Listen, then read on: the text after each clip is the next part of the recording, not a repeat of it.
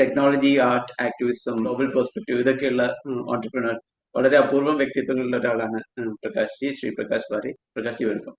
Thank you. ഇപ്പോ Papua ന്യൂഗിനിയയിലെ ആദ്യത്തെ സിനിമ അത് പാപ്പ ബുക്ക ഡോക്ടർ ബിജുവിന്റെ ഒപ്പം പ്രകാശ് പ്രൊഡ്യൂസ് ചെയ്തിട്ടുള്ളതാണ്. ഒപ്പം പാരഞ്ജിത്ത്, അങ്ങനെ കുറച്ച് ആളുകളുമുണ്ട്. സോ അതിലേക്ക് കിടക്കാം. ആക്ച്വലി ഈ ഒരു തോട്ട് വരുന്നത് എങ്ങനെയാന്നുള്ളത് നമുക്ക് സ്റ്റാർട്ട് ചെയ്യാണ്ടിരിക്കുന്നു. അങ്ങനെ ഒരു പ്രദേശത്ത് നിന്ന് ഒരു സിനിമ എന്നുള്ളത്, കാരണം ഇപ്പൊ ഒരു വേൾഡ് സിനിമയിലേക്കുള്ള ഒരു പ്രകാശ് മുൻപും സിനിമകള് it has gone for festivals and all, but producing a film in a new geography, I think that's for the first time. I think നമ്മള് ആദ്യത്തെ എൻ്റെ 2-3 സിനിമകൾ കംപ്ലീറ്റ്ലി കേരളത്തിൽ ഉള്ള, സൂഫി പറഞ്ഞ കഥ, ഇവൻ മേഘരൂപൻ, ജാനകി, ഇവൻ പപ്പിലിയോ ബുദ്ധ. പിന്നീടാണ് this is one trend which is happening. നമ്മൾ ലോകത്തിൽ മുഴുവൻ നോക്കുകയാണെങ്കിൽ ഈ ഇത്തരം കണ്ടന്റുകൾ, അതായത് ഗൗരവകരമായിട്ടുള്ള എന്ത് കണ്ടന്റിനും ആൾക്കാർ ബുദ്ധിയില്ല, ഞാൻ കണക്കിൽ മോശമാണ്, ഞാൻ സീരിയസ് അല്ല എന്നൊക്കെ പറയുന്നത് ഫാഷനബിൾ ആവുകയും, അപ്പം ഒരു ബുദ്ധിജീവി എന്ന് പറഞ്ഞു കഴിഞ്ഞു കഴിഞ്ഞാൽ ഒരു നേർഡാണ് അവർ. സോ അങ്ങനെ മാറ്റി നിർത്തുകയൊക്കെ ചെയ്യുന്ന ഒരു ട്രെൻഡ് ലോകത്തിൽ ഉണ്ടായിക്കൊണ്ടിരിക്കുന്നുണ്ട്. അപ്പം ഇത്തരം കണ്ടന്റുകൾക്കുള്ള ഓഡിയൻസ് കുറേയും കൂടി തിൻ ആൻഡ് വൈഡായിരിക്കുകയാണ്. വൈഡാണ് കാരണം ലോകം മുഴുവൻ അതിനുള്ള ആൾക്കാരുണ്ട്, പക്ഷേ അത് തിന്നറായിരിക്കുകയാണ്. അപ്പോൾ കൂടുതൽ കൊളാബറേഷൻസ്, കാരണം ഇപ്പം നോക്കിക്കഴിഞ്ഞാൽ ഫ്രഞ്ചിൽ തന്നെ നോക്കിക്കഴിഞ്ഞാൽ കുറേ സിനിമകൾക്ക് ഇപ്പം നോക്കിക്കഴിഞ്ഞാൽ 4-5 രാജ്യങ്ങളൊക്കെ ഒന്നിച്ചാണ് സിനിമ പ്രൊഡ്യൂസ് ചെയ്യുന്നത്, പിന്നെ അത് എക്സിക്യൂട്ട് ചെയ്യുന്നത്, അത് മാർക്കറ്റ് ചെയ്യുന്നത്, അത് സെയിൽ ചെയ്യുന്നതും ഒക്കെ. അപ്പം കൂടുതൽ കൊളാബറേഷൻസ് ഇതിനെ കൂടുതൽ ആൾക്കാരിലേക്ക് എത്തിക്കാൻ വേണ്ടിയിട്ട് വളരെയധികം ഇമ്പോർട്ടൻ്റ് ആണ്. പിന്നെ അതേപോലെ തന്നെ ഒരു കല എന്ന രീതിയിൽ പിന്നെ ഏറ്റവും ലോക്കലായിട്ട് ചെയ്യുമ്പോൾ ഏറ്റവും ഇൻ്റർനാഷണൽ ആവും എന്നൊക്കെ നമ്മൾ പറയുന്നുണ്ടെങ്കിലും, ഈ ഒരുപാട് കോമണാലിറ്റി, നമ്മൾ ലാംഗ്വേജ് ഡിഫറെൻ്റ് ആണെങ്കിലും കൾച്ചർ ഡിഫറെൻ്റ് ആണെങ്കിലും നമ്മുടെ ലുക്ക് ആൻഡ് ഫീലൊക്കെ ഡിഫറെൻ്റ് ആണെങ്കിലും നമുക്ക് ഹ്യൂമാനിറ്റിയുടെ വളരെ ബേസിക് ആയിട്ടുള്ള കാര്യങ്ങളുണ്ട്. അതിപ്പോൾ നമ്മൾ തിങ്സ് ആർ ഫാളിങ് അപ്പാർട്ടിൽ ആഫ്രിക്ക ആയാലും, ഗുഡ് എർത്തിലെ പിന്നെ ചൈനയായാലും, മലയാളത്തിലെ ഏത് നോവലായാലും ഒക്കെ നമുക്ക് കാണുന്ന ഒരു കോമൺ സാധനങ്ങൾ. പല്ലി ചലച്ചു എന്ന് പറയുമ്പം സത്യമാണെന്നൊക്കെ പറയുന്ന സാധനങ്ങളൊക്കെ ഭാഷയൊക്കെ രൂപപ്പെടുത്തുന്നതിന് മുമ്പ് മനുഷ്യൻ്റെ കൂടെ ഉണ്ടെന്നാണ് തോന്നുന്നത്. കാരണം ഇവിടെയൊക്കെ അത് കോമൺ ആണ്. അപ്പോൾ തീർച്ചയായിട്ടും കൂടുതൽ കൊളാബറേഷൻസ് അല്ലെങ്കിൽ കോ പ്രൊഡക്ഷൻസ് എൻകറേജ് ചെയ്യപ്പെടുന്നത്. ദർ ആർ ഫിലിം ഫെസ്റ്റിവൽ കോ പ്രൊഡക്ഷൻസിന് മാത്രമായിട്ടൊക്കെ. അപ്പം കോ പ്രൊഡക്ഷൻസ് തീർച്ചയായിട്ടും നമ്മൾ നോക്കുന്നുണ്ട്. നമുക്ക് എങ്ങനെയാണ് പടം ചെയ്യാൻ തുടങ്ങുമ്പോൾ തന്നെ കൂടുതൽ ആൾക്കാരെ, ടാലൻറ്റിനെ, കൂടുതൽ കൊളാബറേഷൻസിനെ പ്രൊജക്റ്റിലേക്ക് കൊണ്ടുവരിക എന്നുള്ളത്. കാരണം പ്രൊജക്റ്റ് ചെയ്യുക മാത്രമല്ല, ജനങ്ങളിൽ എത്തിക്കുക എന്നുള്ളതും കൂടെ നമ്മുടെ ചുമതല ആണെന്ന നിലയിൽ. അപ്പോൾ ആ രീതിയിൽ നമ്മൾ വേറെയും ഒരുപാട് കോ പ്രൊഡക്ഷൻസ് സംസാരിച്ചുകൊണ്ടിരിക്കുന്നുണ്ട്. അതിലൊന്നാണ് കഴിഞ്ഞ ഏതാനും വർഷങ്ങളായിട്ട് ഡോക്ടർ ബിജുവാണ് അത് സ്പിയർ ഹെഡ് ചെയ്യുന്നത്. പക്ഷേ ഞാനും ബിജുവും കഴിഞ്ഞ കുറേ പ്രോജക്റ്റുകളായിട്ട് ഒന്നിച്ച് വർക്ക് ചെയ്തിട്ടുണ്ട്. As an actor, as a producer, as a script എഴുതുമ്പോൾ തന്നെ as a sounding board, I would say that. ഒരു തവണ നമ്മൾ ഒരു കൺട്രി ആയിട്ട് വർക്ക് ചെയ്യണമെന്ന് തീരുമാനിച്ചു കഴിഞ്ഞാൽ എന്തിനെ പറ്റി ആയിരിക്കണം സിനിമ, അവിടെയുള്ള ഒരു കാര്യം, അത് it has to be relevant for both the countries, it has to be relevant for rest of the world. അപ്പോൾ അങ്ങനെയുള്ള ഒരു സംഭവം അതിൻ്റെ അകത്ത് പോയി സെലക്ട് ചെയ്യാൻ we will always get into local minima. ചില സാധനങ്ങളൊക്കെ കാണുമ്പോൾ വളരെ പുതിയതും ഡിഫറെൻറ്റും ആയിട്ടുള്ള സാധനം we jump on to it. പക്ഷേ അങ്ങനെ മൾട്ടിപ്പിൾ ഇറ്ററേഷൻസിലൂടെ പോയിട്ടാണ് ഇപ്പം നമ്മൾ ഫോക്കസ് ചെയ്തിരിക്കുന്ന ആ ഒരു area, lost memory, lost the forgotten sacrifices, അങ്ങനെയുള്ള ഒരു സ്പേസിലേക്കാണ് പോയിരിക്കുന്നത്. അത് ഒരു ഹിസ്റ്ററിയാണ്, അത് പഴയ കഥയാണ്, യുദ്ധത്തിൻ്റെ കഥയാണ്. പക്ഷേ അതിപ്പോൾ പ്ലേസ് ചെയ്തിരിക്കുന്നത് ഇപ്പോഴുള്ള ആൾക്കാരുടെ ഓർമ്മകളിലും അവരുടെ എക്സ്പ്ലോറേഷനിലുമാണ്. ആ ഒരു സൂചന തന്നു, അതായത് ഈ ഒരു യുദ്ധമാണ്, ആർക്കോ വേണ്ടി നമ്മൾ ജീവൻ പണയം വെക്കുന്ന കൈൻഡ് ഓഫ് യുദ്ധം എന്നുള്ളത് ഞാൻ വായിച്ചു എവിടെയോ. അപ്പോ അത് പറയുമ്പോൾ തന്നെ ഇപ്പോൾ പാരന്റ്സിനെ പോലെ നീലം അവര് ആ ഒരു തരത്തിലൊരു ഗ്രാസ് റൂട്ട് ലെവലില് ഇതിന്റെ ഒരു ബേസ് എല്ലാവരിലേക്കും ഒരു അവയർനെസ് സ്പ്രെഡ് ചെയ്യുന്ന ഒരു കാഴ്ച നമ്മളിപ്പോൾ അടുത്ത കാലത്ത് കാണുന്നുണ്ട്. ഈ ഒരു കൊലാബറേഷൻ വരികയും ഈ ഒരു സന്ദേശം, അതായത് ഈ ഒരു യുദ്ധം ആർക്ക് വേണ്ടി, it's a global thing as of now. നമ്മളിപ്പോ പലസ്തീനും ഇസ്രായേലും സംസാരിക്കുമ്പോഴും day to day we are discussing these things, but what is happening എന്നുള്ളൊരു സംഭവമുണ്ട്. സോ ഈ ഒരു എന്തായിരുന്നു ഒരു ബേസ് ചർച്ചയും അദ്ദേഹം ആരാണ് ആദ്യം വന്നതെന്നുള്ള എനിക്കറിയില്ല. But that collaboration, how did it happen?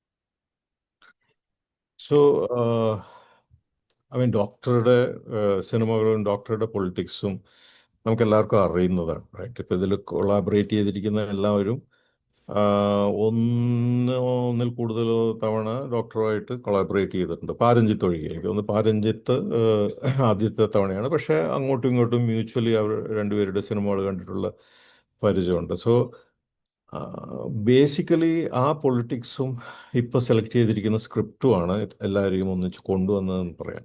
രണ്ടാം ലോക യുദ്ധം കഴിഞ്ഞിട്ടുണ്ടായിരിക്കുന്ന ഒരു ലോക വ്യവസ്ഥയിലാണ് നമ്മൾ ഇത്രയും കാലം ജീവിച്ചിരുന്നത്. നമ്മൾ മനുഷ്യകുലത്തിൻ്റെ തന്നെ ഏറ്റവും സമാധാനപൂർണമായ, ഏറ്റവും അഭിവൃദ്ധി പ്രാപിച്ചിട്ടുള്ള ഒരു കാലഘട്ടം ആയിരിക്കണം കഴിഞ്ഞ 75-80 വർഷം. പക്ഷേ വീണ്ടും നമ്മൾ ഒരു പൊട്ടൻഷ്യലി ഒരു മൂന്നാം ലോക മഹായുദ്ധത്തിലേക്ക് നടന്നെടുത്തുകൊണ്ടിരിക്കുകയാണോ എന്ന് സംശയിക്കേണ്ട വിധത്തിലാണ് കാര്യങ്ങളുടെ പോക്ക്. നമ്മൾ ഉണ്ടാക്കിയെടുത്ത് ഇൻസ്റ്റിറ്റ്യൂഷൻസ് ഒക്കെ ഒന്നിനു പുറകെ ഒന്നായിട്ട് നമ്മൾ പൊളിച്ചുകൊണ്ടിരിക്കുകയാണ്. അപ്പോൾ രണ്ടാം ലോകമഹായുദ്ധത്തിന് ഇപ്പം യുദ്ധം എന്നൊക്കെ പറഞ്ഞു കഴിഞ്ഞാൽ ഏതാണ്ട് ഒരു ക്രിക്കറ്റ് കളി കാണുന്ന പോലെയുള്ള ഒരു സംഭവമാണ്. അവരെ ഇത്രയാളെ തട്ടി മറ്റവരെ ഇത്ര തട്ടി, അല്ലാണ്ട് ഒരു മനുഷ്യത്വപരമായിട്ടുള്ള ഒരു കൺസിഡറേഷൻ പോലും ഇല്ലാതെയാണ് നമ്മൾ യുദ്ധത്തിനെ പറ്റി സംസാരിക്കുന്നത്. ആ യുദ്ധം ഒരിക്കലും എന്നെ തൊടില്ല, നമ്മെ തൊടില്ല എന്നുള്ള രീതിയിൽ ആണ് അതിനെ ഒരു ഡീഹ്യൂമനൈസ് ചെയ്തിട്ടാണ് നമ്മളത് കാണുന്നത്. ഇങ്ങനെയുള്ള നമ്മൾ രണ്ടാം ലോക മഹായുദ്ധത്തിനൊക്കെ പറ്റി പഠിക്കുമ്പോൾ നമ്മൾ കണ്ടിട്ടുണ്ട് ഇങ്ങനെയുള്ള സംഭവങ്ങളാണ് അവസാനം ഈ വലിയ യുദ്ധത്തിൽ എത്തിച്ചത്. വൺ ലീഡ്സ് ടു അതർ എന്നുള്ള രീതിയിൽ. അപ്പോൾ തീർച്ചയായിട്ടും യുദ്ധത്തിനെ പറ്റിയിട്ട് ക്രിട്ടിക്കലായിട്ട് നോക്കുന്ന കലാസൃഷ്ടികൾ കൂടുതലായിട്ട് ഉണ്ടാവേണ്ട സമയമാണിത്. അങ്ങനെയൊക്കെയാണ് നമുക്കതിന് പ്രതികരിക്കാൻ പറ്റുക. പ്രത്യേകിച്ച് ഒന്നാം ലോക മഹായുദ്ധത്തിൽ 10 ലക്ഷം ഇന്ത്യക്കാരും രണ്ടാം ലോക മഹായുദ്ധത്തിൽ 25 ലക്ഷം ഇന്ത്യക്കാരും പങ്കെടുത്തിട്ടുണ്ട്. രണ്ടിലും കൂടി 2 ലക്ഷത്തോളം ആൾക്കാർ മരിച്ചിട്ടുണ്ട്. അതിനെപ്പറ്റി നമ്മൾ ചരിത്രം അധികം പറയുന്ന പോലുമില്ല. ആരാൻ്റെ യുദ്ധം പോയി ചെയ്യുന്ന ആൾക്കാരായിരുന്നു നമ്മൾ. എന്തിനു വേണ്ടിയായിരുന്നു? എന്തിനു വേണ്ടി നമ്മൾ മരിച്ചു? എന്നാൽ മരിച്ചു കഴിഞ്ഞിട്ട് എന്തിനു വേണ്ടി നമ്മൾ തമസ്കരിക്കപ്പെട്ടു എന്നുള്ളതൊക്കെ വലിയ ചോദ്യങ്ങളാണ്. ഇതേ ചോദ്യങ്ങൾ നേരിടുന്ന ആൾക്കാരാണ് പാപ്പ ന്യൂഗിനിയിലെ ആൾക്കാർ.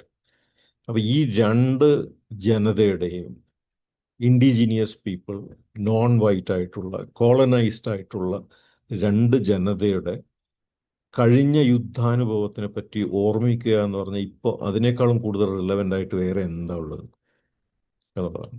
അപ്പോൾ അത് വേണ്ടത്ര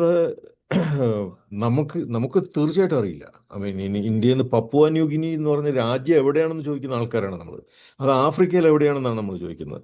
അപ്പോൾ അത് നമുക്ക് അറിയാനില്ല. എന്നിട്ട് അവിടെ ഇന്ത്യക്കാർ പോയി അവിടെ മരിച്ചിട്ടുണ്ട് എന്നുള്ളതൊക്കെ നമുക്ക് വലിയ ന്യൂസാണ്. അവർക്കും അതുപോലെ തന്നെയാണ്. അപ്പോൾ ഈ സിനിമ കണ്ടിട്ട് ഇതൊരു സിമ്പിൾ സിനിമയാണ്. വളരെ വളരെ സിംപ്ലിസിറ്റിയോടുകൂടി ചെയ്തിട്ടുള്ള ഒരു സിനിമയാണ്. വലിയ യുദ്ധത്തിനും യുദ്ധമൊന്നും കാണിച്ചിട്ടുള്ള യുദ്ധ സിനിമയല്ല. അപ്പോൾ ഈ സിനിമ കണ്ടിട്ട് അതിൽ ഇമോഷണലി ആൾക്കാരെ എക്സ്പ്ലോയിറ്റ് ചെയ്യുന്ന തരത്തിലുള്ള സീനുകൾ പോലും ഇല്ല. പക്ഷേ ഈ സിനിമ കണ്ടിട്ട് കരഞ്ഞുകൊണ്ടാണ് നല്ലൊരു ശതമാനം പപ്പുവ ന്യൂഗിനിയൻസ് അതിനെ റിയാക്ട് ചെയ്യുന്നത്. കാരണം അധികമൊന്നും ഡിസ്കസ് ചെയ്യാതെ, അധികമൊന്നും ഇൻറ്റേർണലൈസ് ചെയ്യാതെ ഉള്ള കുറേ ഇൻഫർമേഷൻ അവർക്ക് പോലും ഉണ്ട്. ഈ ഇന്ത്യൻ എലിമെൻ്റ് അതിൻ്റെ നെക്സ്റ്റ് ലെവലാണ്. അവിടെ താമസിക്കുന്ന ഇന്ത്യൻ കമ്മ്യൂണിറ്റി ഉണ്ട്. നമ്മുടെ സിനിമയൊക്കെ ഒരുപാട് നമ്മളെ ഹെൽപ്പ് ചെയ്തിട്ടില്ല. അവർക്കും വലിയൊരു റെവലേഷനാണ് ഇങ്ങനെ ഉണ്ടായിരുന്ന ചരിത്രം. സോ അപ്പം we are joined at the hip പണ്ട് മുതൽ എന്നുള്ള ഒരു റിയലൈസേഷൻ അവർക്ക് ഉണ്ടാകുന്നു. അപ്പോൾ നമ്മളിങ്ങനൊരു എത്രയോ വർഷത്തെ എഫേർട്ടിന് ശേഷം ബിജുവിനാണത് പിന്നെ ക്രെഡിറ്റ് പോകുന്നത്. ഈ ഈ സിനിമ ചെയ്തു കഴിഞ്ഞിട്ട് ആ രാജ്യത്തിൻ്റെ 50-ാമത്തെ ഡെമോക്രസിയുടെ 50-ാമത്തെ പിറന്നാളിൻ്റെ അന്ന് അവർ ഇത് അവരുടെ സിനിമയാണ്, ഓക്കെ, അവിടെ റിലീസ് ചെയ്യുകയാണ്, അവർ അതിനെ ഓസ്കാറിലേക്ക് അയക്കുകയാണ് എന്ന് പറയുന്ന അവരുടെ ഓണിംഗ് അപ്പ് ഉണ്ടല്ലോ. ബാക്കിയെല്ലാം ഫെസ്റ്റിവലുകൾക്ക് പിന്നെ നോമിനേറ്റ് ചെയ്യപ്പെടും, അതിൽ അവാർഡ് കിട്ടും എന്നുള്ളതിൻ്റെയൊക്കെ അപ്പുറം ഒരു രാജ്യം ഈ സിനിമ അവരുടെ എന്ന് പറയുന്നത് ഏറ്റെടുക്കുന്ന ആ ഒരു സീൻ, നമ്മൾ ഇവിടുന്ന് പോയിട്ട് ഇന്ത്യയിൽ നിന്ന് പോയ ആൾക്കാർക്ക് ഏറ്റവും വലിയ റെക്കഗ്നീഷൻ അതാണ്. നമ്മളുടെ സിനിമ എന്ന് പറഞ്ഞാൽ നമ്മൾ കെട്ടിപ്പിടിച്ചിരിക്കുന്നതല്ല, നമ്മുടെ സിനിമ അതിൻ്റെ റൈറ്റ്ഫുൾ, കാരണം നമ്മൾ ഡോക്ടർ ബിജുവിനെ അഭിമാനിക്കാം, ഈ സ്ക്രിപ്റ്റിലൂടെ അവരുടെ ചരിത്രത്തിൻ്റെ, അവരുടെ ഓർമ്മയുടെ, അവരുടെ ഇമോഷൻസിൻ്റെ കേന്ദ്ര ബിന്ദുവിൽ തൊടാൻ ഈ സിനിമക്ക് പറ്റി എന്നുള്ളതിൽ അദ്ദേഹത്തിന് അഭിമാനിക്കാം. Very inspiring that way. ഇപ്പൊ പ്രകാശിയുടെ ഒരു യുനോ ഇതുവരെയുള്ള ആർട്ട് എന്നുള്ള നിലയ്ക്കുള്ള അതിൽ ആക്ടിവിസവും ഉണ്ട്. ഫിലിം മാത്രമല്ല, യുവർ കോൺട്രിബ്യൂഷൻ ലൈക്ക് സിനിമ ആയിക്കോട്ടെ, തിയേറ്റർ ആയിക്കോട്ടെ, you are adding to the culture and social responsibility for that matter. അപ്പോൾ അത് എപ്പോഴും മനസ്സിൽ കൊണ്ടു നടക്കുന്ന ഒരാളാണെന്ന് ഇതുവരെയുള്ള ഓരോ ഓരോ ഔട്ട്കമിലും നമുക്ക് ഫീൽ ചെയ്തിട്ടുണ്ട്. സോ ഇതിൽ നിന്ന് ലൈക്ക് ന്യൂ ഫിൽം മേക്കേഴ്സ് ആയിക്കോട്ടെ, എക്സിസ്റ്റിംഗ് ഫിൽം മേക്കേഴ്സ് ആയിക്കോട്ടെ, അവർക്കുള്ള ഒരു ലേണിംഗ് എന്താണ്, ഇൻക്ലൂഡിങ് പാപ്പ ബുക്ക്? അല്ല, നമുക്ക് ലോകം മാറിക്കൊണ്ടിരിക്കുന്നു, വളരെ ഡ്രാസ്റ്റിക് ആയിട്ട് മാറിക്കൊണ്ടിരിക്കുന്നു. ഞാൻ നേരത്തെ പറഞ്ഞ പോലെ നമ്മൾ ഉണ്ടാക്കി വെച്ചിരിക്കുന്ന പോളിസീസും ഇൻസ്റ്റിറ്റ്യൂഷൻസും ഒക്കെ തകർന്ന് കാര്യങ്ങൾ മാറി മറിഞ്ഞുകൊണ്ടിരിക്കുകയാണ്. നമുക്കറിയാം, മെറിറ്റോക്രസിയിൽ വന്നുകൊണ്ടിരിക്കുന്ന വലിയ മാറ്റങ്ങളും കാര്യങ്ങളൊക്കെ. ഇനി ഇതിലും കൂടുതൽ എക്സ്പോണൻഷ്യൽ ടെക്നോളജിയാണ് ഇതിൽ വലിയൊരു ഡിസപ്ഷന് കാരണം. നമ്മുടെ അനലോഗ് സിനിമയിൽ നിന്ന് ഡിജിറ്റലിലേക്ക് പോകുന്നു, ഡിജിറ്റലിൽ നിന്ന് ബ്രോഡ്കാസ്റ്റിങ്ങിലേക്ക് പോകുന്നു, ബ്രോഡ്കാസ്റ്റിങ്ങിൽ നിന്ന് DVD പോലുള്ള മീഡിയത്തിലേക്ക് പോകുന്നു, അതിനുശേഷം പൈറസി വരുന്നു. ഇങ്ങനെ നമ്മൾ മാറ്റങ്ങൾ ഓരോ വർഷം 2 വർഷം മാറ്റങ്ങളുണ്ടായി. ഇനി ആ മാറ്റത്തിൽ എക്സ്പോണൻഷ്യൽ റേറ്റിലേക്ക് പോകാൻ പോവാണ്. അപ്പോൾ നമ്മളുടെ AI വരുന്നു, AI വന്നിട്ട് ഇപ്പോൾ VFX മുഴുവൻ ഏകദേശം ഏറ്റെടുത്ത് കഴിഞ്ഞു. ഇനി അടുത്തത് സ്ക്രിപ്റ്റ് ഓർഗനൈസ് ചെയ്യുന്നതും ഈ സാധനത്തിലൊക്കെ അതാണ് വരുന്നത്. സബ് ടൈറ്റിലിംഗ് ഒക്കെ അവർ കൊണ്ടുപോയി, ഡബ്ബിംഗ് ഒക്കെ ഇനിയിപ്പോൾ അത് കൊണ്ടുപോകാൻ പോവാണ്, ലിപ്സിംഗ് ഒക്കെ ഇനിയിപ്പോൾ അത് ചെയ്യാൻ പോവാണ്. ഇനിയിപ്പോൾ ഒരു സിനിമ ഇറങ്ങിക്കഴിഞ്ഞാൽ അത് ലോകത്തിലെ എല്ലാ ഭാഷയിലും ഒരേ സമയത്ത് അവൈലബിൾ ആയിരിക്കാൻ പോവാണ്. സോ ഇത് വലിയൊരു മാറ്റമാണ് നമ്മൾ തേടിക്കൊണ്ടിരിക്കുന്നത്. നമ്മൾ പഴയതുപോലെ മലയാള സിനിമയ്ക്ക് മാത്രമായിട്ട് ഒരു ഇത്താവട്ടം അല്ലെങ്കിൽ ഒരു പ്രൊട്ടക്റ്റഡ് ഏരിയ ഇനി ഇല്ലാതാവാൻ പോവാണ്. നമ്മുടെ സ്പേസ് എന്ന് പറഞ്ഞാൽ അത് ഹോളിവുഡിൻ്റെയും സ്പേസാണ്. കാരണം ഹോളിവുഡിലെ സായിപ്പന്മാർ വന്നിട്ട് മലയാളത്തിൽ സംസാരിക്കുന്ന സിനിമയാണ് വരാൻ പോകുന്നത്. അപ്പോൾ നമ്മളുടെ സിനിമ പുറത്തിറങ്ങിക്കഴിഞ്ഞാൽ അത് ഫ്രഞ്ചിലും ജർമ്മനിലും ഒക്കെ സംസാരിക്കുന്ന ഈ മലയാള സിനിമകളായിട്ട് ആണ് പുറത്തു വരാൻ പോകുന്നത്. അപ്പോൾ അവരുടെ സംസ്കാരവും അവരുടെ നറേഷൻസും നറേറ്റീവ്സും ഒക്കെ നമ്മളെ കീഴടക്കുമോ, അതോ നമ്മൾ ഈ ലോകത്തിലെ വലിയ മാർക്കറ്റിൻ്റെ ഒരു സ്ലൈസ് നമുക്ക് പിന്നെ അതിപ്പം സീരിയസ് സിനിമ ആയാലും കൊള്ളാം, എൻ്റർടൈനിങ് പ്രോഡക്ട്സ് ആയാലും കൊള്ളാം, എല്ലാവരെയും ബാധിക്കാൻ പോകുന്ന ഒരു പ്രശ്നമാണ്. അപ്പം പണ്ട് മാർക്സൊക്കെ പറഞ്ഞത് തന്നെ മാറ്റമല്ലാതെ മാറാത്തതായിട്ട് വേറെ ഒന്നുമില്ല എന്ന് എന്ന് എന്ന് പറയുന്ന പോലെ ഇതിപ്പം പക്ഷേ ആ മാറ്റത്തിൻ്റെ സ്പീഡ് ഭയങ്കരമായിട്ട് അങ്ങോട്ട് കൂടാൻ പോവാണ്. It is going to stymie us. നമ്മൾ എന്താണ് ചെയ്യേണ്ടത് എന്നുള്ള നമ്മളെ കൊണ്ട് ചിന്തിപ്പിക്കുന്ന തരത്തിലുള്ള, പക്ഷേ ഇപ്പോഴാണ് ശരിക്കും പറഞ്ഞാൽ മനുഷ്യൻ റിയാക്ട് ചെയ്യേണ്ടത്. കാരണം ഈ AI മനുഷ്യൻ്റെ കായിക ശക്തി പോയ സമയത്താണ് നമുക്ക് വലിയൊരു പ്രശ്നം ഉണ്ടായി. ബൈസിക്കിൾ തീവ്സൊക്കെ അല്ല, ഈ സിനിമയൊക്കെ തുടങ്ങുന്ന സമയത്ത് ഫാക്ടറിയിൽ നിന്ന് ആൾക്കാർ പുറത്തിറങ്ങി വരുന്ന സീനൊക്കെ വെച്ചിട്ടാണ് അന്ന് കാണിച്ചത്. അതൊക്കെ അന്നൊക്കെ വലിയ ചർച്ചയുടെ വലിയ വിഷയം എന്ന് പറഞ്ഞു കഴിഞ്ഞാൽ മനുഷ്യൻ്റെ കായിക ശേഷി മുഴുവൻ മെഷീൻസ് ഏറ്റെടുക്കുകയാണ്. ഇനി മനുഷ്യൻ എന്ത് ചെയ്യും? അപ്പം അന്നേരം വിചാരിച്ചത് മനുഷ്യന് ഇനി വളരെ നല്ല കാലമാണ് വരാൻ പോകുന്നത്. അവർക്ക് കലയിൽ അഭിരമിക്കാം, വായിക്കാം, ചിത്രം വരയ്ക്കാം, സിനിമകൾ ഉണ്ടാക്കാം, വളരെ കുറച്ച് ആൾക്കാർ മാത്രം മതി ഇനി പണിയെടുക്കാൻ എന്നായിരുന്നു പറഞ്ഞത്. പക്ഷെ അങ്ങനെയൊന്നും അല്ല നടന്നത്.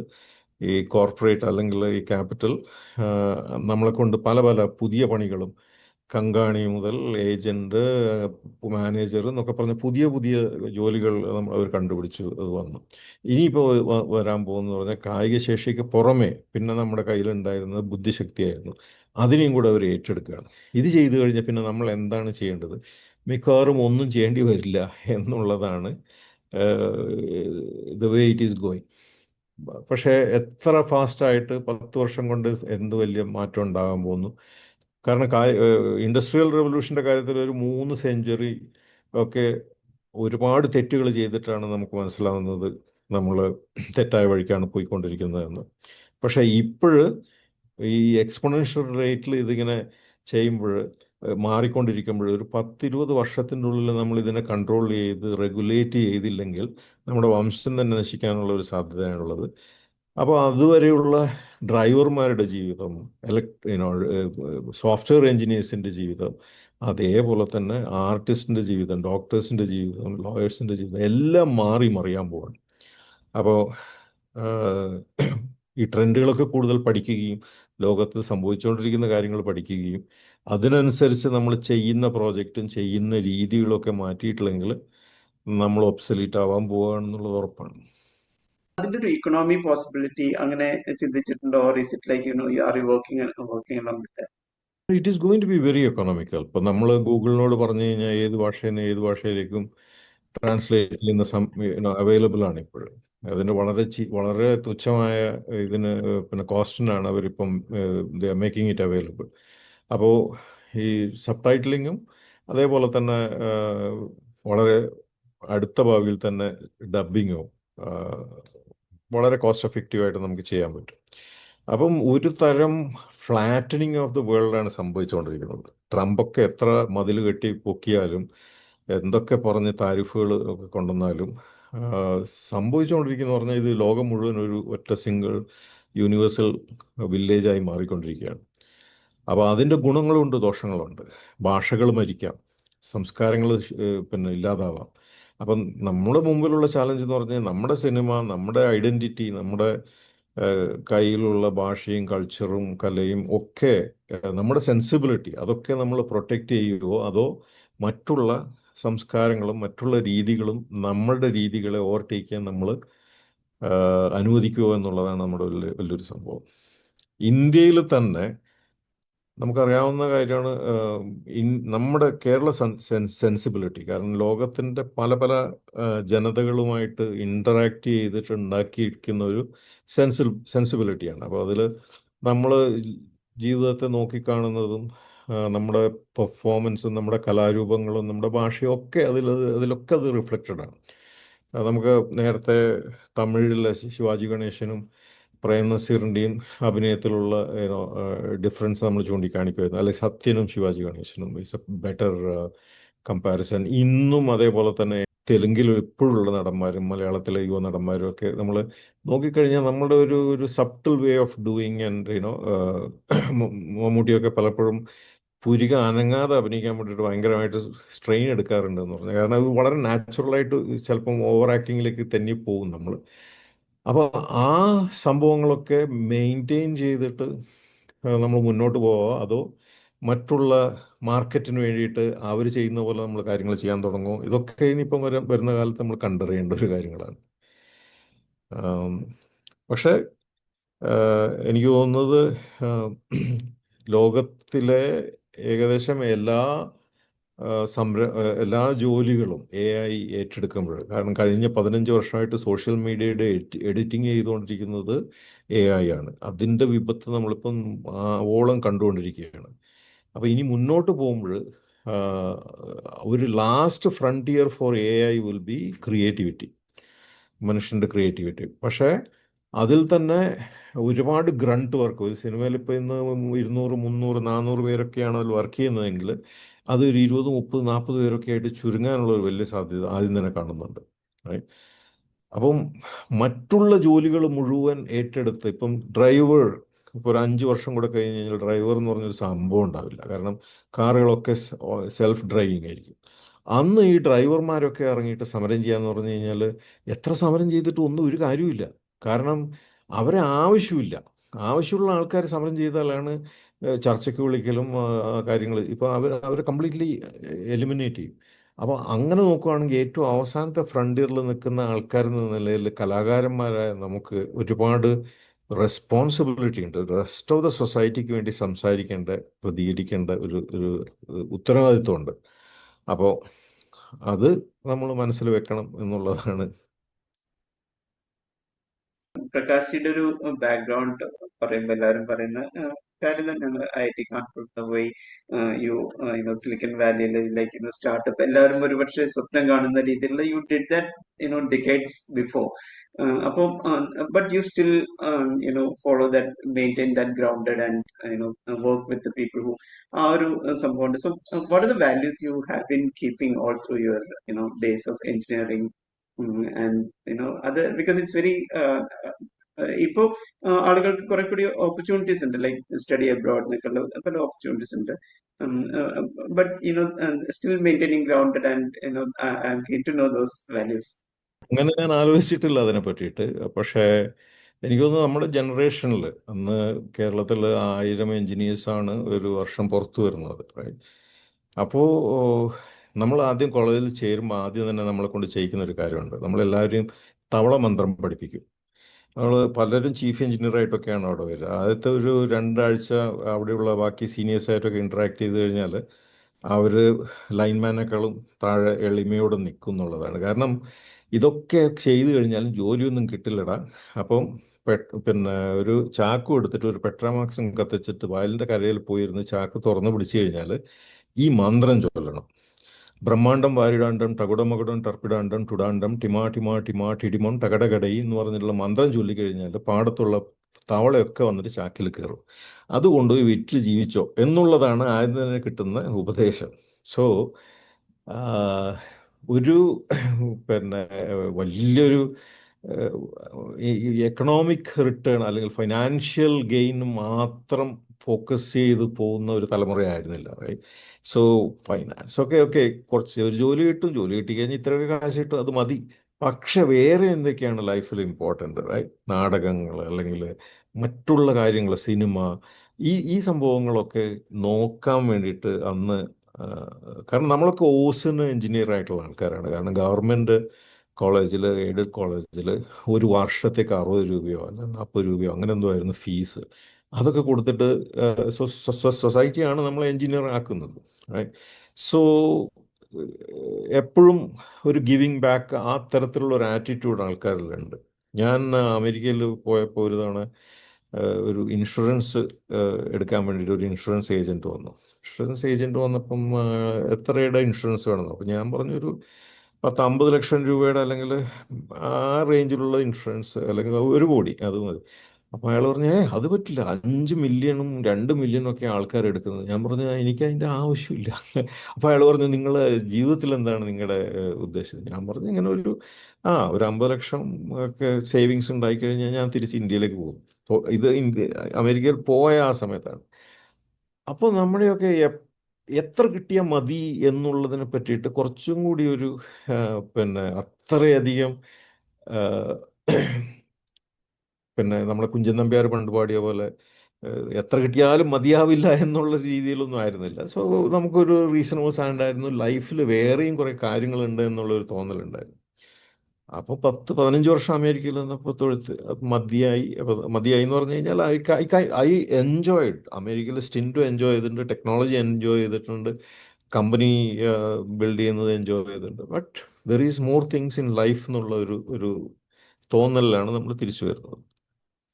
അത് ഈ എൻജോയ്മെന്റ് കാര്യം പറയുമ്പോൾ you find fun in you know doing startups like even പാൻഡമിക്കിന്റെ സമയത്ത് അന്ന് പോസിബിൾ ആയിട്ടുള്ള എന്ത് and that to contributing to അന്നത്തെ സിറ്റുവേഷനിൽ I have seen few of the products that you are trying to so ഈ സ്റ്റാർട്ടപ്പിന്റെ ഒരു തോട്ട് ലൈക്ക് ഒരു സോഷ്യൽ കോസ് അല്ലെങ്കിൽ ഇത് ആളുകൾക്ക് ഉപകരിക്കണം എന്നുള്ളൊരു കോസ് വെച്ചിട്ട് of course all businesses are in that line but there is a additional thing that you think about ഒരു സ്റ്റാർട്ടപ്പിന്റെ കാര്യത്തിൽ ടോക്കിംഗ് അബൌട്ട് ദാറ്റ് ഇപ്പോൾ കറന്റ്ലി എന്തൊക്കെ സ്റ്റാർട്ടപ്സ് ആണ് that you are heading? ഇപ്പം മെയിൻലി സെമി കണ്ടക്ടറും AI സ്പേസിലുള്ള സ്റ്റാർട്ടപ്പിലാണ് ഫോക്കസ് ചെയ്യുന്നത്. ഈ creation എന്ന് പറഞ്ഞാൽ ക്രിയേഷനാണ്. ക്രിയേഷനിൽ എപ്പോഴും ഒരു എൻജോയ്മെൻറ്റും ഒരു എക്സൈറ്റ്മെൻറ്റും ഉണ്ട്, റൈറ്റ്? അത് creating A film, creating A theatre, creating A product, അതൊക്കെ. പിന്നെ ഈ കോവിഡ് സമയത്ത് എക്സ്പീരിയൻസ് എന്ന് പറഞ്ഞു കഴിഞ്ഞാൽ പ്രയോറിറ്റീസ് മൊത്തം മാറുകയാണ്. അതുവരെ ഞാൻ ചെയ്യാൻ പോകുന്ന സിനിമയെ പറ്റിയൊക്കെ ആലോചിച്ച് നടന്നിരുന്ന ആള് സഡൻലി അതിലൊന്നും കാര്യമില്ല, ഈ സമയത്ത് മനുഷ്യന്റെ ജീവൻ രക്ഷിക്കലും അല്ലെങ്കിൽ ആ പ്രയോറിറ്റിയിലേക്ക് മാറുകയാണ്. അതുകൊണ്ടാണ് അന്നേരം വെന്റിലേറ്റർ പിന്നെ ഡെവലപ്പ് ചെയ്യുന്ന ആ ഒരു സാധനത്തിലേക്ക് പോകുന്നത്. പിന്നീട് ഒരു ഘട്ടം കഴിഞ്ഞപ്പോൾ വെന്റിലേറ്റർ ഒന്നും അല്ല പിന്നെ വലിയ ഇഷ്യൂ. പിന്നെ റിമോട്ട് മോണിറ്ററിങ് ഓഫ് പേഷ്യൻസ്, എങ്ങനെയാണ് കുറച്ച് ഡോക്ടർമാർക്ക് കൂടുതൽ പേഷ്യൻറ്റിനെ ഇത് ചെയ്യാൻ പറ്റും എന്നൊക്കെ ഉള്ളൊരു. പിന്നെ അത് കഴിഞ്ഞിട്ട് കോവിഡ് നമ്മൾ വിചാരിച്ച അത്രയും വലിയ പ്രശ്നമില്ലാതെ അങ്ങോട്ട് കടന്നു പോയതോട് പിന്നെ നമ്മൾ കോവിഡിനെ കംപ്ലീറ്റ്ലി മറന്നു, റൈറ്റ്? അന്ന് ആ സമയത്ത് ജീവിതം വഴിമുട്ടി എന്ന് നമ്മൾ വിചാരിച്ചിരുന്ന നമ്മൾ ഇപ്പം അങ്ങനെ ഒരു സംഭവം ഉണ്ടായിരുന്നോ എന്നുള്ള രീതിയിൽ നമ്മൾ ആലോചിക്കുന്ന ഒരു സ്ഥിതിയിലേക്ക് എത്തി. അപ്പോൾ വീണ്ടും ആ, മറ്റുള്ള ടെക്നോളജിയിലേക്കും സിനിമയിലേക്കും ഒക്കെ വീണ്ടും തിരിച്ചെത്തി എന്നുള്ളതാണ്. ഒരു കൾച്ചറൽ ഫ്രീഡം ആയിക്കോട്ടെ, ഒരു പൊളിറ്റിക്കൽ അക്കൗണ്ടബിലിറ്റി ആയിക്കോട്ടെ, ഇത്തരം കാര്യങ്ങളിൽ you have your voice while many others I mean ഇതെല്ലാവരും വോയിസ് ചെയ്യണമെന്നൊന്നും നമ്മൾ അങ്ങനെ ഡിമാൻഡ് ചെയ്യല്ല. പക്ഷെ യു മേക്ക് ഷുവർ ദാറ്റ്. അതുകൊണ്ടാണ് 10 വർഷം മുൻപ് നമ്മളിവിടെ അതിരപ്പള്ളി പദ്ധതിയുടെ എതിരെ സമരം നടന്ന സമയത്ത് I could approach and you quite vocal about what stand we should take. അപ്പോൾ ഈ നിലപാടുകൾ എന്നുള്ള സംഭവത്തില് you are always and you use to lead. ആ ലീഡർഷിപ്പ് ക്വാളിറ്റി അവിടെയും പ്രകടമാണ്. സോ ആ നിലപാടുകളുടെ ഒരു ആളെന്നുള്ള നിലയ്ക്ക് what would you say about current situation ആയിക്കോട്ടെ, എന്തുകൊണ്ട് ഞാൻ നിലപാട് വ്യക്തമാക്കണം എന്നുള്ളത്. Of course your films also say that, or your art and activism say that, but if you could put it in words. I just know that it is natural. I mean നമുക്ക് തോന്നുന്ന കാര്യങ്ങളാണ് നമ്മൾ ചെയ്യുന്നത് എന്നുള്ളത്. എന്തുകൊണ്ട് ചിലർ അങ്ങനെ ചെയ്യുന്നില്ല എന്നുള്ളത് ചിന്തിക്കേണ്ട ഒരു കാര്യമാണ്. കാരണം ഒരു കാലഘട്ടത്തിൽ കേരളത്തിലെ ആൾക്കാർ ഏറ്റവും ശക്തമായിട്ട് റിയാക്ട് ചെയ്യുകയും ഇന്ത്യയിൽ മൊത്തം നമ്മുടെ ദേശീയ പിന്നെ സ്വാതന്ത്ര്യ സമരമൊക്കെ നോക്കിക്കഴിഞ്ഞാൽ എല്ലാ മുക്കിലും മൂലയിലും പിന്നെ രാഷ്ട്രീയം അല്ലെങ്കിൽ പ്രതിഷേധം ജ്വലിച്ചു നിന്നിരുന്ന ഒരു കാലം ഉണ്ടായിരുന്നു. ഇന്ന് സത്യം പറഞ്ഞു കഴിഞ്ഞാൽ എത്രയോ കാര്യങ്ങൾ പ്രതിഷേധിക്കാനുണ്ടായിട്ടും അതിനുള്ള ഒരു പ്രതിഷേധിക്കാനുള്ള ഒരു അവിടെയും ഇവിടെയും കുറച്ച് ഉണ്ടാവുന്നുണ്ടെന്നല്ലാതെ അത് വ്യാപകമായിട്ടുണ്ടാവുന്നില്ല. പലരും ഈ ഒരു സമൂഹത്തിൽ പ്രത്യേകിച്ച് ഈ സോഷ്യൽ മീഡിയ മെരുക്കിയെടുത്തിരിക്കുന്ന ഈ ഒരു ലോകത്ത് കുറേ പേടിയുണ്ട് ആൾക്കാർക്ക്. ആ, പ്രത്യേകിച്ച് ഇതിനു മുമ്പ് ഇങ്ങനെയുള്ളൊരു പ്രതിഷേധിച്ചിട്ടുള്ള എക്സ്പീരിയൻസ് ഒന്നും ഇല്ലാത്ത ആൾക്കാർക്ക് അങ്ങനെ ഒരു സംഭവം സാധ്യമാണോ എന്നുള്ള. പക്ഷെ ഇന്ന് നോക്കൂ, അമേരിക്കയിൽ നോക്കൂ, എല്ലാ നഗരങ്ങളിലും ശക്തമായ പ്രതിഷേധം അവിടെ നടന്നുകൊണ്ടിരിക്കുകയാണ്. അത് ഇല്ലാതെയാവുന്നു. അത് രാഷ്ട്രീയമായിട്ട് തെരുവുകളുള്ള പ്രതിഷേധത്തിൻ്റെ കാര്യത്തിൽ മാത്രമല്ല. നമ്മളൊക്കെ പഠിക്കുന്ന സമയത്ത് നമ്മൾ പാലക്കാട് അകത്തേത്തറ ഗ്രാമത്തിൽ നമ്മൾ പഠിക്കുമ്പോൾ ആ നാട്ടുകാരോടും നാട്ടിലെ ഇഷ്യൂസിനോടും അവിടെയുള്ള പക്കത്തുള്ള ഗ്രാമങ്ങളിലൊക്കെ നാടകം ചെയ്തിട്ടും അവരുമായിട്ട് ഇൻട്രാക്റ്റ് ഒക്കെ ചെയ്തിട്ട് അവരുടെ പ്രശ്നങ്ങളൊക്കെ അറിയുന്ന അത് അങ്ങനെയുള്ള സൊസൈറ്റി പഠിച്ചിട്ടാണ് നമ്മളൊക്കെ പിന്നെ എഞ്ചിനീയറായിട്ട് പുറത്തു വരുന്നതെന്ന് ബോധ്യമുള്ള ആൾക്കാരായിട്ടാണ് നമ്മൾ വരുന്നത്. ഇത് പലപ്പോഴും ക്യാപിറ്റേഷൻ ഫീ കൊടുത്തും പിന്നെ യൂണിഫോം ധരിച്ചും പിന്നെ ആദ്യത്തെ വർഷം തന്നെ എപ്പോഴ് ഏതൊക്കെ ക്യാമ്പസ് ഇൻ്റർവ്യൂയിലൂടെ എത്ര കാശിൻ്റെ ജോലി കിട്ടും എന്നൊക്കെ ക്ലാരിറ്റിയോട് കൂടിയിട്ട് വേറെ ഒന്നും ചിന്തിക്കാതെ സ്വന്തം കാര്യം മാത്രം നോക്കിയിട്ട് കുതിരക്ക് ഇത് വെച്ച് കെട്ടുന്ന പോലെ പിന്നെ മുന്നോട്ട് പോകുന്ന ആൾക്കാർ എന്ന് പറഞ്ഞു കഴിഞ്ഞാൽ ജോലി കഴിഞ്ഞ് കഴിഞ്ഞാൽ പിന്നെ പ്രൊമോഷൻ കഴിഞ്ഞ് കഴിഞ്ഞാൽ അമേരിക്കയിൽ ജോലി, അവിടെ കഴിഞ്ഞാൽ ഗ്രീൻ കാർഡ്, അത് കഴിഞ്ഞിട്ട് കല്യാണം, അത് കഴിഞ്ഞിട്ട് വീട്, അത് കഴിഞ്ഞിട്ട് സിറ്റിസൺഷിപ്പ്, ഇങ്ങനെ ഒരു 90കളിലെ ഗ്ലോബലൈസേഷന് ശേഷം സ്വന്തം കാര്യത്തിൻ്റെ മേലെ ഭയങ്കരമായിട്ടുള്ള ഒരു ഫോക്കസ് ആൾക്കാർക്ക് വന്നിട്ടുണ്ട്. അതിനിപ്പോൾ അങ്ങനെ IT ഉള്ള ആളല്ലെങ്കിൽ പോലും മറ്റുള്ള ഏരിയകളിലും അതുപോലെയുള്ള പുതിയ സക്സസ്സിനുള്ള പുതിയ ഫോർമുല വന്നിട്ടുണ്ട്. ബാക്കി എന്ത് നാടിനോ നാട്ടുകാർക്കോ ചുറ്റുമുള്ളവർക്കോ എന്ത് സംഭവിച്ചാലും സ്വന്തം കാര്യം എങ്ങനെ ചെയ്യാന്ന് പറഞ്ഞാൽ അതൊരു ടിപ്പിക്കൽ ഇന്ത്യൻ രീതി ആയിരുന്നില്ല. പക്ഷെ അങ്ങനെ ഒരു സംഭവം ഉണ്ട് എന്ന് എനിക്ക് തോന്നുന്നു. പാപ്പ ബുക്കയുടെ ഇതും കൂടി പറഞ്ഞിട്ട് നമുക്കത് കൺക്ലൂഡ് ചെയ്യാം. ഇതിലൊരു ആ, ഒരു ആം, ആളുകളുടെ ഒരു ധാരണയുണ്ട്. അതായത് ലൈക്ക് എപ്പോഴും ഈ അക്കാഡമി അവാർഡിന്റെ സമയമാവുന്ന സമയത്ത്, ഓസ്കറിന്റെ സമയത്ത് നമ്മളൊരു ഇന്ത്യയിൽ നിന്ന് സെലക്ട് ആയ ഫിലിംസിന്റെ ഒരു ലിസ്റ്റ്, അപ്പൊ അങ്ങനെ പറഞ്ഞിട്ട് there is kind of you know നമ്മുടെ ഒരു ഓറ ഉണ്ടാക്കിയെടുത്തിട്ടുണ്ട്, അല്ലെങ്കിൽ ഒരു ഫേക്ക് ഇത് ഉണ്ടാക്കിയെടുത്തിട്ടുണ്ട്. അപ്പൊ ഇപ്പൊ എന്താ വെച്ചിട്ടുണ്ടെങ്കിൽ ഇപ്പൊ ലൈക്ക് പല പല ഫിലിംസിന്റെ പേര് വരുമ്പോ ഇത് ഈ ഇന്ന ലിസ്റ്റ് അല്ലേ, അതിപ്പോ കുറച്ച് കഴിയുമ്പോൾ ആ ലിസ്റ്റ് ഒക്കെ തള്ളിപ്പോകും. അല്ലെങ്കിൽ അത്തരം ഈ ഒരു ക്ലാരിറ്റി ഉള്ള കുറച്ച് ആളുകളുണ്ട്, ക്ലാരിറ്റി ഇല്ലാത്ത കുറച്ച് ആളുകളുണ്ട്. So while you are working in the film and your ഇപ്പൊ Papa Buka is representing PNG for that matter. അപ്പോ ഇതിന്റെ ഒരു ക്ലാരിറ്റി ആളുകൾക്ക് കൊടുക്കാം എന്ന് തോന്നുന്നു. ഓൾസോ കൺഗ്രാചുലേഷൻസ് അറ്റ് ഇപ്പോ മിൻസ്കില് ഇപ്പോ ഇന്റർനാഷണൽ, അപ്പൊ it's one of the festivals selected ആയിട്ടുള്ളതിൽ ഇനിയും ഒരുപാട് വരാനുണ്ട്. While I congratulate, I thought we'll conclude with this question about ഓസ്കറിന്റെ ഒരു ക്ലാരിറ്റിയെ കുറിച്ച്. Yeah. എനിക്ക് തോന്നുന്നു കൂടുതൽ കൂടുതൽ ഫിലിം സൊസൈറ്റികളും അക്കാഡമികളും കൾച്ചറൽ ഡിവിഷൻസും ഒക്കെ കമേഴ്ഷ്യലൈസ് ചെയ്യപ്പെടുകയും അല്ലെങ്കിൽ ഒരു മീഡിയോക്രിറ്റിക്ക് കീഴ്പ്പെടുകയും ഒക്കെ ചെയ്തുകൊണ്ടിരിക്കുന്ന ഒരു കാലത്താണ് നമ്മൾ നിൽക്കുന്നത്. മോൺട്രിയൽ പോലെയുള്ള ഫിലിം ഫെസ്റ്റിവൽ ഇല്ലാതാവുകയും ടൊറൻഡോ പോലുള്ള ഫെസ്റ്റിവലിൽ ഹോളിവുഡും ബോളിവുഡും കൈയടക്കുകയും കേരളത്തിലെ IFFK പോലും കൈൻഡ് ഓഫ് പുറകോട്ട് നടക്കുന്ന ഒരു സിറ്റുവേഷനിൽ ഇന്ത്യയിൽ മൊത്തത്തിൽ നോക്കിക്കഴിഞ്ഞാൽ ആകെ കുറച്ച് രണ്ട് ബ്രൈറ്റ് സ്പോട്ട് എന്ന് പറയുന്നത് കേരളത്തിലെയും പിന്നെ ബംഗാളിലെയും, അതുപോലും ഒബ്വിയസ്ലി എല്ലാ സ്ഥലത്തും ഗ്രഹണി പിടിക്കുമ്പോൾ വാവെടുക്കുമ്പോൾ ഇവിടെയും അതിൻ്റെ പ്രശ്നങ്ങൾ ഉണ്ടാവും എന്നുള്ളത് ഒരു സത്യമാണ്. അപ്പം കാൻസ് ഫിലിം ഫെസ്റ്റിവലിൽ ഇത്തവണ ഞാൻ പോയിട്ടുണ്ടായിരുന്നു. അപ്പം അവിടെ പോലും ഈ കമേഴ്ഷ്യൽ സിനിമയുടെ ഓൺസ്ലോട്ട് അല്ലെങ്കിൽ അതിൻ്റെ ഒരു ആക്രമണം നമുക്ക് കാണാവുന്നതാണ്.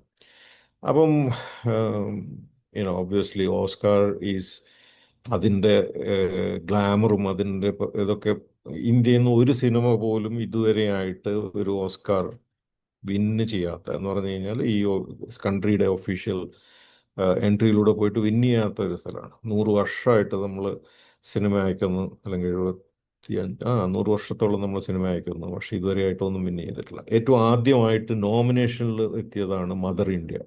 ഏറ്റവും അവസാനം എനിക്ക് തോന്നുന്നത് നമ്മുടെ ക്രിക്കറ്റിനെ പറ്റിയുള്ള ആമിർ ഖാൻ്റെ സിനിമയുണ്ടല്ലോ, ലഗാൻ. അപ്പോൾ അത് നമ്മുടെ performance has not been that great. കുറേ കാലം സത്യം പറഞ്ഞു കഴിഞ്ഞാൽ നമുക്ക് we don't really care about Oscar എന്നുള്ളൊരു നിലപാടുണ്ടായിരുന്നു. ഈ അടുത്ത കാലത്ത് ഓസ്കാർ അത്യാവശ്യം നമ്മൾ ഒന്ന് മൈൻഡ് ചെയ്യാൻ തുടങ്ങിയപ്പോഴാണ് നമുക്കൊരു ചെറിയൊരു മനംമാറ്റം ഉണ്ടായിരിക്കുന്നത്. ഇപ്പോഴും ലോകത്തിലെ ഒരു 85 മുതൽ 90 വരെയുള്ള രാജ്യങ്ങളാണ് ഒഫീഷ്യൽ ബെസ്റ്റ് ഫോറിൻ ഫിലിം എന്ന് പറയുന്ന ആ ഒറ്റ ഒരു അവാർഡിന് വേണ്ടിയിട്ട് സിനിമ അയക്കുന്നത്. അത് 2 മാസം നമുക്ക് പ്രൊമോഷൻ ചെയ്യാനുള്ള സമയമുണ്ട്. അത് കഴിഞ്ഞിട്ട് അത് 15 സിനിമയായിട്ട് കുറയും ഡിസംബർ 16-ന്. പിന്നെ ജനുവരി 22 ആകുമ്പോഴത്തേക്ക് അത് 5 നോമിനേഷനായിട്ട് കുറയും. അതിന് അവസാനം മാർച്ചിൽ അത് ഒരു സിനിമയ്ക്ക് ആ അവാർഡ് കിട്ടും. So chances are not very high, right? I mean especially വലിയ റിച്ച് ആയിട്ടുള്ള കൺട്രിയിൽ നിന്ന് വരുന്ന സിനിമകൾക്ക് വേണ്ടിയിട്ട് ഒരുപാട് ക്യാമ്പയിനിങ്ങും പ്രൊമോഷനും നടക്കുമ്പോൾ ചെറിയ രാജ്യത്തിൻ്റെ ഒരു ചെറിയ സിനിമയ്ക്ക് അതിൻ്റെ പ്രമേയപരമായ പ്രത്യേകതകൾ മാത്രമാണ് ഇതിനെ ഡിഫെൻഡ് ചെയ്യുന്ന ഒരു കാര്യം. So there are lot of hurdles. കാരണം നമുക്കൊന്നും അറിയാത്ത ആയിരക്കണക്കിന് അക്കാഡമി മെമ്പേഴ്സ് വോട്ട് ചെയ്തിട്ട് വേണം ഈ സിനിമ മുന്നോട്ട് പോകാൻ വേണ്ടിയിട്ട്. അവർ അതിനെപ്പറ്റി കേൾക്കുക പോലും ചെയ്യുമോ എന്നുള്ളത്